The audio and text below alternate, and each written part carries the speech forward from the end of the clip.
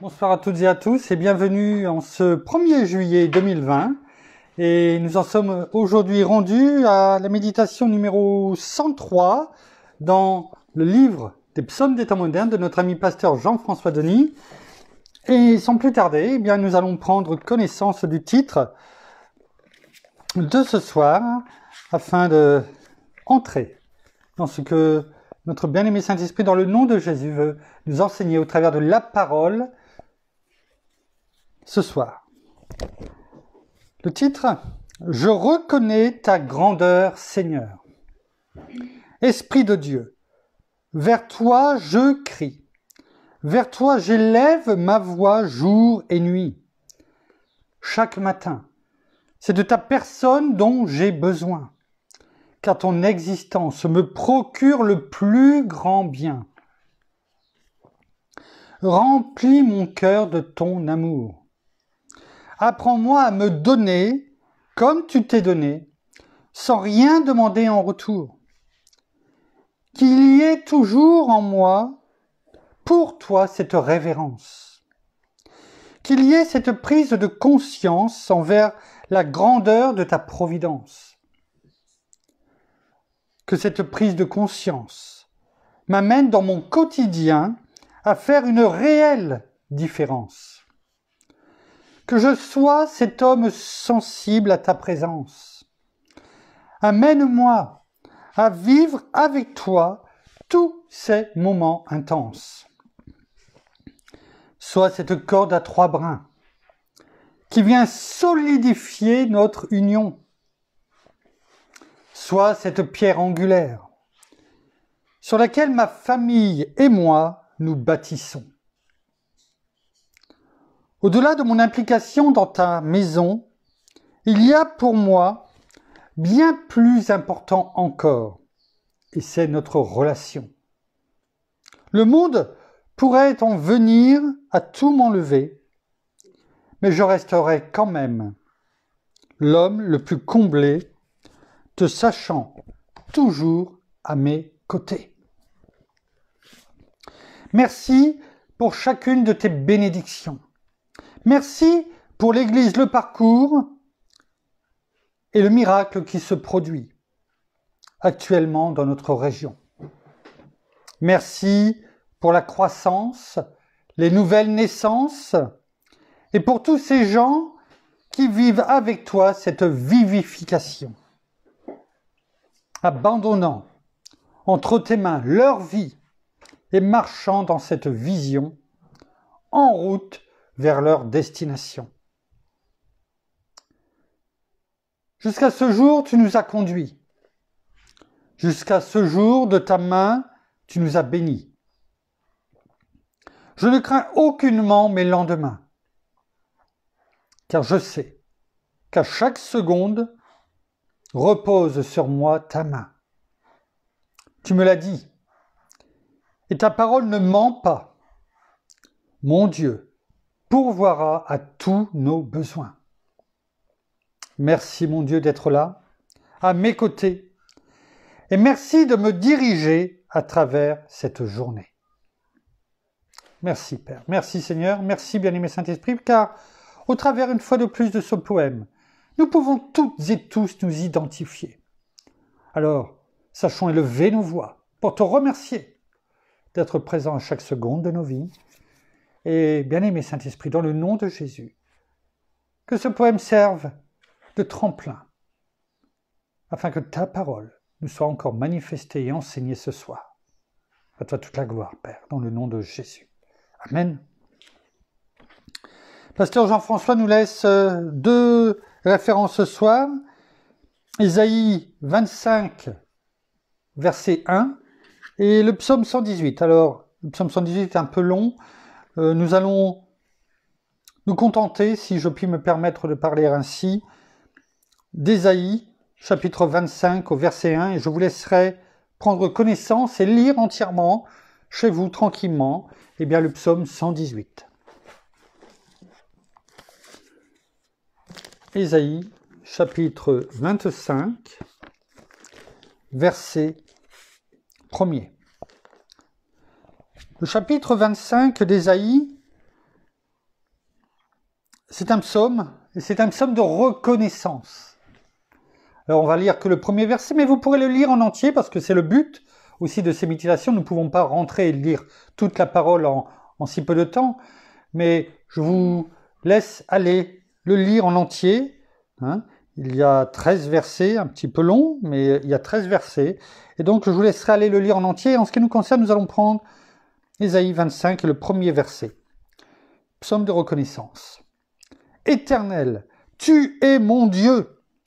Je t'exalterai. Je célébrerai ton nom, car tu as fait une merveille. Tes projets conçus depuis longtemps sont fermes, solides. Au travers de ces versets, on peut bien sûr voir la louange dès le départ qui monte vers notre Père, et nous avons déjà pu méditer là-dessus. Mais dans cette deuxième partie de ce verset, nous pouvons voir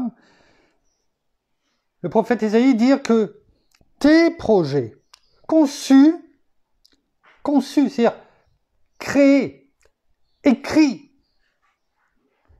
bien longtemps, depuis longtemps, c'est écrit.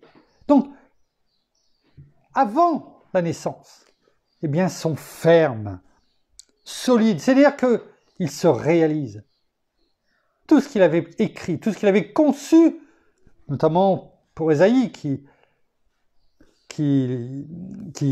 fait ce psaume de reconnaissance, mais au-delà, c'est pour chacun d'entre nous. Tout ce qu'il a déjà écrit dans notre livre, afin que nous le fassions, eh bien, c'est déjà conçu depuis longtemps. Et si on fait tout ce que l'on peut dire et répéter au travers de toutes ces méditations, si on se tourne vers notre Seigneur, si on lui obéit, s'il est notre rocher, notre roc, notre forteresse, si on ne détourne pas nos yeux et nos pas de son chemin, tout ce qu'il a écrit va s'accomplir. Parce que c'est ferme, c'est solide. Et tout ce qu'il a écrit va s'accomplir pour chacun d'entre nous. Parce que notre Père, notre Dieu, est fidèle. Et c'est justement sur cette fidélité de Dieu que nous allons avoir notre thématique de ce soir au travers de la parole. Alors voyons, pour commencer, ce qui est dit dans Deutéronome, chapitre 7, au verset 9. Il est écrit, et là c'est lorsqu'il y a un ordre qui est reçu de détruire les Cananéens et leurs idoles. C'était le but, en entrant dans ce pays. Tu reconnaîtras donc que c'est l'Éternel ton Dieu qui est Dieu. Ce Dieu fidèle garde son alliance et sa bienveillance jusqu'à la 1000e génération envers ceux qui l'aiment et qui gardent ses commandements. On peut voir cette fidélité de Dieu. Il est écrit, ce Dieu fidèle garde son alliance, on en parlera un petit peu plus loin, et sa bienveillance. Il pourrait se contenter de son alliance, mais c'est aussi sa bienveillance, son amour. Il est fidèle, il est juste. Et il le fait jusqu'à la 1000e génération. C'est énorme, on va le calculer tout à l'heure, vite fait. On va en parler un peu plus loin. Mais il y a quand même une condition. Ce n'est pas pour tout le monde. C'est envers ceux qui l'aiment. Et on peut le voir dans Jean 14, lorsqu'il dit « Qui est-ce qui l'aime ?» Eh bien, c'est ceux qui gardent ses commandements, la parole, ses préceptes. Voici ceux qui m'aiment, celui qui m'aime. Voilà. Et là, il le dit bien déjà dans Deutéronome, et qui garde ses commandements. Donc, il y a une condition bien qu'il faut respecter, mais ô combien merveilleuse. La fidélité de Dieu, sa main sur nous, mais jusqu'à 1000 générations. Que pouvons-nous espérer de plus? Rien. Nous avons tout. Tout. Deutéronome, chapitre 9, verset 5. Il est écrit « Non, Ce n'est pas à cause de ta justice et de la droiture de ton cœur que tu entres en possession de leur pays. Mais c'est à cause de la méchanceté de ces nations que l'Éternel, ton Dieu, les dépossède devant toi. Et c'est pour confirmer la parole que l'Éternel a juré à tes pères, à Abraham, à Isaac et à Jacob. On peut voir 2-3 choses dedans. Déjà, il précise tout ce que je te donne, tout ce pays, toutes ces nations qui tombent devant toi. C'est parce que je le veux bien. Ce n'est pas parce que tu es bon, tu es juste, que tu es droit, non. C'est parce que ces nations sont méchantes, qui se sont tournées vers d'autres dieux avec des potes idées. Mais c'est également pour cela qu'il les dépossède, parce qu'il a fait une promesse. Il a fait une promesse, il a juré, c'est ce qui est écrit, c'est ce que je viens de vous lire. Il a juré, par une alliance à Abraham, à Isaac et à Jacob, de donner ce pays. Et donc il est fidèle à sa parole. Il ne peut pas mentir, il ne peut pas revenir sur ce qui est écrit. Il peut changer, il peut être, comme on a pu le voir avec Abraham, pour Sodome et Gomorrhe. Mais au final, lorsqu'il prend une décision, il sait. Il sait que c'est la bonne et que malheureusement, ce que l'œil humain voit n'est pas l'œil de Dieu, qui va, lui, en profondeur. Au plus profond. Le Saint-Esprit, il est dit qu'il sonde jusqu'aux profondeurs du cœur de Dieu. Alors à combien plus forte raison le nôtre. Dans première chapitre,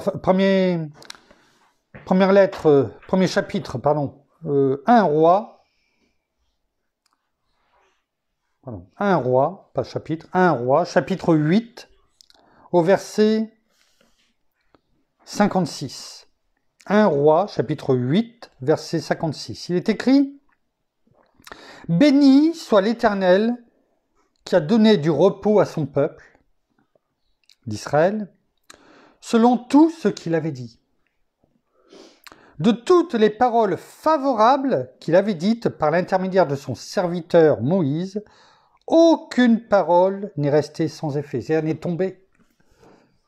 Tout ce qu'il avait dit à Moïse, au sujet du peuple d'Israël, mais pour nous, parce qu'il y a tellement de choses qui sont pour nous, pour ne pas dire toutes, mais il n'y a rien. Il n'y a rien qui n'est resté sans effet, il n'y a rien qui est tombé. Rien. Tout a été réalisé. Tout s'est réalisé. Nous avons un Dieu qui est fidèle.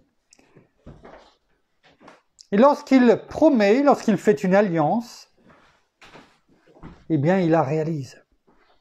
Il la réalise. Dans le psaume, le livre des psaumes, chapitre 36, au verset 6, il est écrit « Éternel, ta bienveillance atteint jusqu'aux cieux. » C'est-à-dire, va jusqu'aux cieux. Ta bienveillance, eh oui, ma petite Zoé, ta bienveillance, la bienveillance de l'Éternel, va jusqu'aux cieux. Et ta fidélité jusqu'aux nues, c'est-à-dire jusqu'aux nuages. Oui, il est bienveillant, il est fidèle. Et chaque jour, ses bontés se renouvellent. Jamais elles sont épuisées. Jamais. Jamais. Le psaume 89. Psaume 89, versets 2 à 5. Il est écrit « Je chanterai toujours les actes bienveillants de l'Éternel. Chanterai toujours. Sachons reconnaître sa bienveillance dans nos vies. Et toujours les déclarer, les proclamer, les chanter. Oui, les chanter. Ma bouche fera connaître ta fidélité de génération en génération. Notre témoignage auprès de nos enfants, de nos petits-enfants, en tout cas, auprès de chaque génération qui sont à nos côtés. Nous déclarerons, nous proclamerons les bienfaits de l'Éternel, sans relâche, afin de montrer combien tu es bon, tu es bienveillant, et que ta fidélité est grande. Car je dis, la bienveillance est bâtie pour l'éternité. Voici les cieux, en eux tu affermis ta fidélité. Partout, sur toute la terre. J'ai conclu une alliance avec mon élu. J'ai fait un serment à David, mon serviteur. J'affermirai ta descendance pour toujours et bâtirai ton trône de génération en génération. Nous sommes de la descendance d'Abraham et nous passons par David. Nous sommes sa descendance, car nous avons été rattachés à l'olivier verdoyant. Oui. Et ces promesses qui ont été faites à Abraham, à David, eh bien, la parole nous confirme qu'il bâtira son trône de génération en génération. Le psaume 105, versets 8 et 9. Il est écrit, « Il se souvient toujours de son alliance, de sa parole, pour 1000 générations. » Je veux dire, depuis le début, on n'arrête pas de le lire.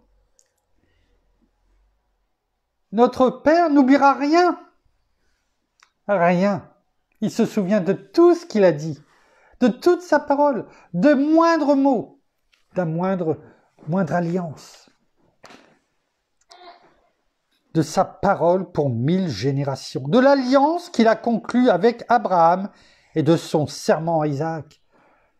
Tout ce qu'il a promis à Isaac et à Abraham, son père.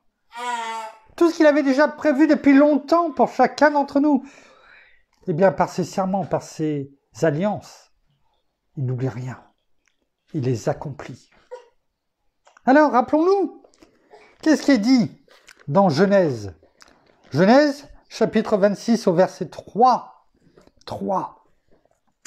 Il est écrit, il le dit à Isaac, qui était prêt, à l'instar de la première famine qui avait eu lieu dans la vie lorsque Abraham était en vie. Et on a vu déjà, et on a médité quand on a parlé, et on a vu la vie d'Abraham, son parcours, où on a marché avec lui. Eh bien, on a pu voir que Abraham s'était détourné et, par peur de la faim, pour lui et ceux qui le suivaient, eh bien, qui l'accompagnaient, eh bien, était parti en Égypte. Et Dieu, à ce moment-là, Isaac était prêt à faire la même chose, et voilà ce que dit Dieu, l'Éternel, à Isaac. L'Éternel lui a apparu, et dit, « Ne descends pas en Égypte. Demeure dans le pays que je te dirai. Séjourne dans ce pays-ci, je suis avec toi, et je te bénirai, car c'est à toi et à ta descendance que je donnerai toutes ces terres. Je tiendrai ainsi le serment que j'ai prêté à ton père, Abraham. Je multiplierai ta descendance comme les étoiles du ciel. Je donnerai à ta descendance toutes ces terres. Toutes les nations de la terre se diront bénies en ta descendance. En effet, Abraham a écouté ma voix. Il a observé mon ordre, mes commandements, mes prescriptions et mes lois. Il est dit que cela lui a été compté à justice. Oui. Jusqu'au point qu'il nous a bénis. Depuis Abraham, jusqu'à 1000 générations. Est-ce que l'on a simplement idée de ce que cela peut représenter déjà, ne serait-ce que 1000 générations ? 1000 générations, cela représente alors en fonction des périodes de vie de la Terre, selon si l'espérance de vie était plus grande ou pas, comme on est aujourd'hui avec les progrès de la médecine, mais également sur, bien entendu, le fait que les gens, les femmes notamment se mariaient, les filles se mariaient beaucoup plus tôt auparavant. Et cela a bien sûr été en parallèle avec l'espérance de vie, bien entendu.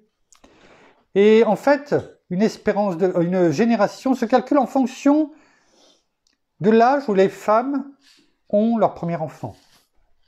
Et à partir de là, on dit il y a une génération. Alors, c'est pas forcément biblique, c'est ce qui est fait dans la vie de tous les jours. Et aujourd'hui, l'âge moyen de la naissance du premier enfant est de 29,6 ans. En moyenne, 29,6 ans. Et donc, on estime qu'une génération, c'est 29,6 années. Et si on se base sur ce chiffre, 1000 générations, ça représente 29 600 ans.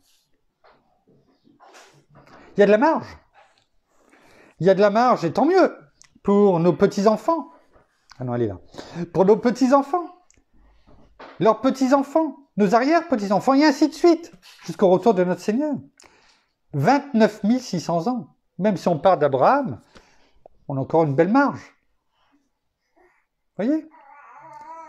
Ça vaut le coup d'être fidèle à Dieu, alors que lui, il est fidèle. J'aime bien la citation de Chateaubriand. Chateaubriand, lui, disait « Chaque génération, c'est 33 années. L'âge du Christ. » Entre nous, 29,6 et 33, il n'y a pas un grand écart. Et j'aime bien cette citation, cette maxime de Chateaubriand. Et on pourrait même, je dirais presque, la faire nôtre. Elle n'est pas biblique, mais je la trouve vraiment pertinente. Chaque génération, c'est 33 années, l'âge du Christ.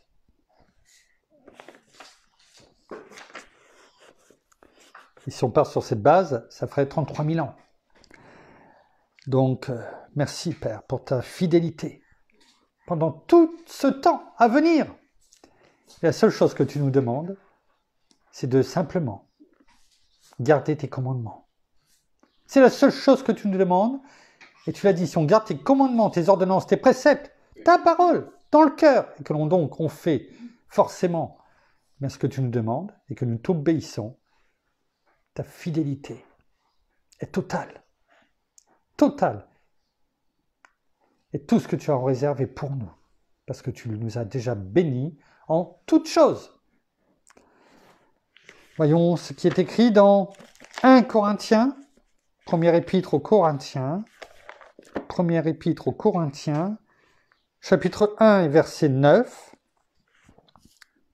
Et là, si on n'a pas encore compris la fidélité de Dieu, eh bien, vous allez voir qu'elle est exprimée de façon encore plus claire. Dieu est fidèle. Alors celui qui ne comprend pas, je ne sais pas, à moins qu'il ne parle pas la même langue, mais sinon, je ne peux pas lui expliquer mieux que ce que la parole nous le dit. Dieu est fidèle. Lui qui vous a appelé à quoi ? À la communion de son Fils. On en a déjà parlé, on l'a déjà médité. La communion, je dirais même la fusion avec lui. Il est en nous, nous demeurons en lui, et ainsi, nous pouvons porter beaucoup de fruits. Donc à la communion de son Fils Jésus-Christ, notre Seigneur. Si nous sommes et que nous demeurons en Christ Jésus, si nous communions avec lui, les 3 premiers mots de ce verset sont clairs. Dieu est fidèle. Et quand on lit, finalement, on se dit, c'est pas si difficile que ça. Garder les commandements, obéir.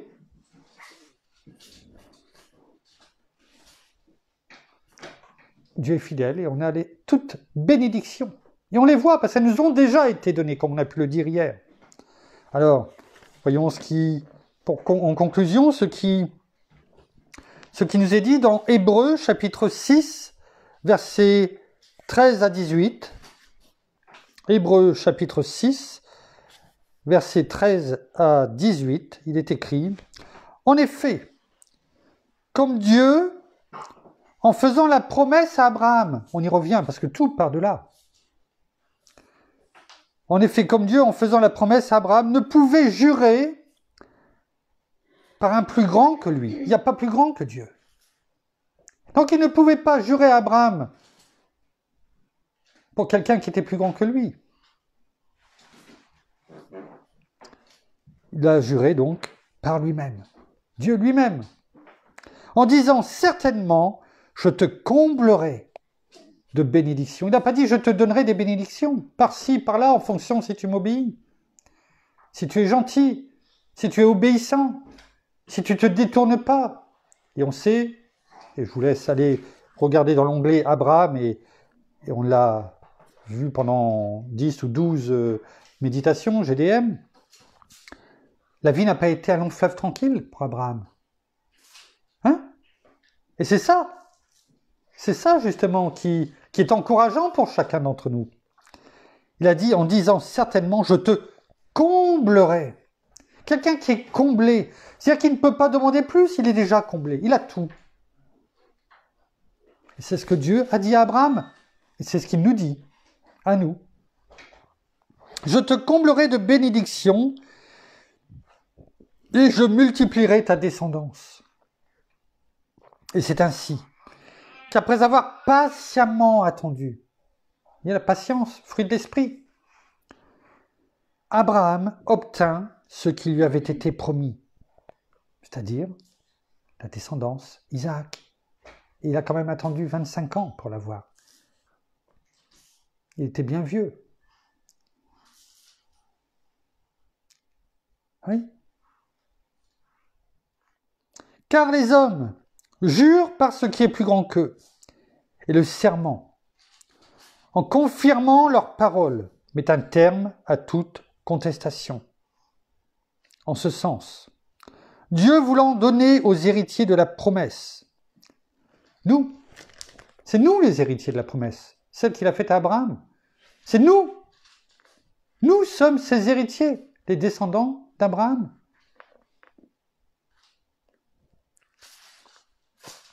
Donc Dieu voulant donner aux héritiers de la promesse une preuve supplémentaire, parce qu'il nous connaît bien.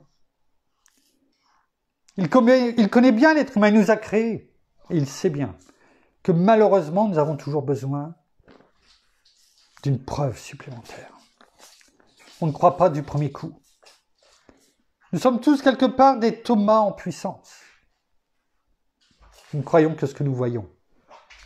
Et donc Dieu, là encore, a eu pitié de nous quelque part. Il nous a donné une preuve supplémentaire du caractère immuable de sa décision en intervenant par un serment. Afin que, par deux actes immuables, c'est-à-dire l'alliance et le serment, par l'alliance d'Abraham, qu'il a faite avec Abraham, et par son serment, immuables, c'est-à-dire qui ne changeront pas, qui sont gravés dans le marbre, comme on dit dans le monde. Gravés dans le marbre. Ça ne bougera pas sur les tables de la loi, sur les tables de notre cœur. Le serment et l'alliance. Donc afin que par deux actes immuables, dans lesquels il est impossible que Dieu mente. Il est impossible. Déjà, Dieu mente, déjà c'est une impossibilité. Mais la parole dit qu'il est impossible que Dieu mente. Nous ayons quoi? Un puissant encouragement, nous, dont le seul refuge a été de saisir l'espérance qui nous était proposée. Alors, sachant que Dieu ne peut mentir, sachant que la promesse, le serment, l'alliance qui a été faite ne peuvent être retirées. Elles sont là, elles sont permanentes, elles sont immuables.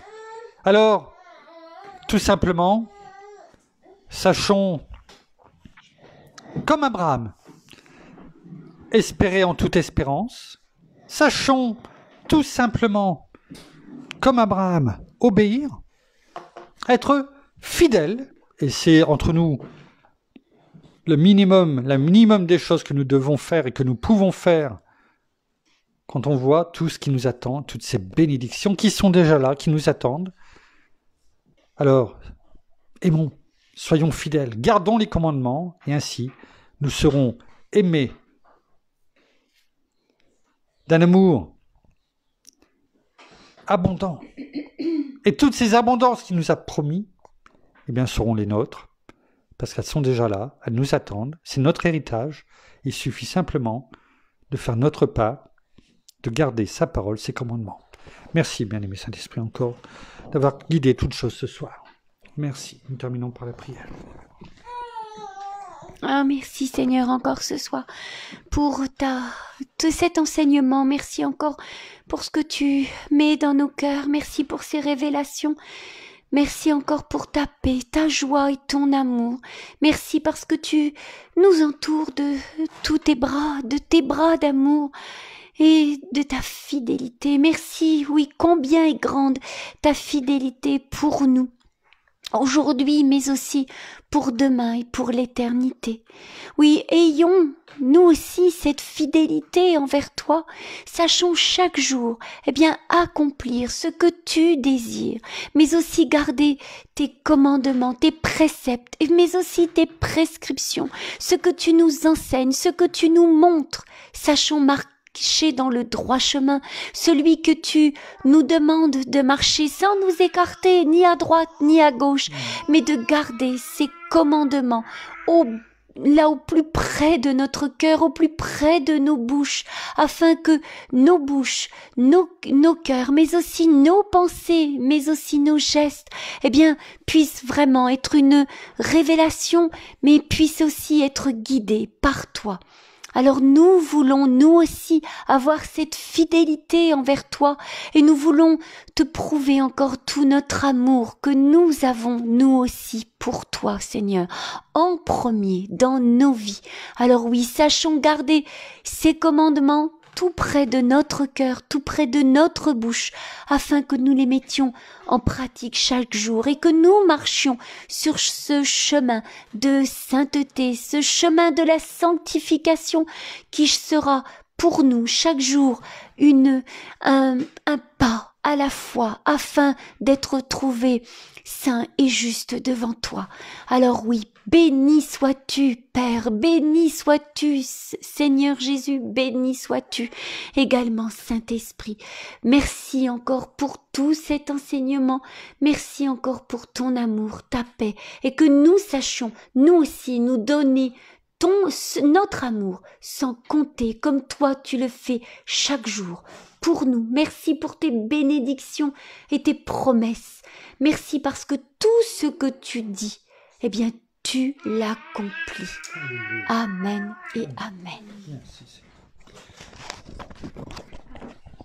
Voilà, ainsi s'achève la méditation de ce jour. En tout cas, comme d'habitude, nous vous bénissons de toutes les bénédictions spirituelles dans les lieux célestes en Christ. Nous vous renouvelons, comme chaque jour, notre amour que nous avons pour vous. Nous vous aimons et nous vous donnons rendez-vous donc demain, au même endroit, à la même heure. Alors attendez, on me demande quelque chose. Ah oui, c'est vrai, merci. On a oublié, tout au début, quelque chose quand même d'important, de souhaiter un joyeux premier mois anniversaire à notre petit-fils Giovanni. Alors, je sais que ça se dit pas, mais on en prend, je dirais, le droit de le dire. Son premier mois aujourd'hui, un mois qu'il est né, et il a bien changé, il a bien pris du poids. Tout est bon, tout va bien. Merci Seigneur, nous te rendons grâce. En attendant, nous vous donnons rendez-vous demain, au même endroit, à la même heure. À demain, soyez bénis. Au revoir.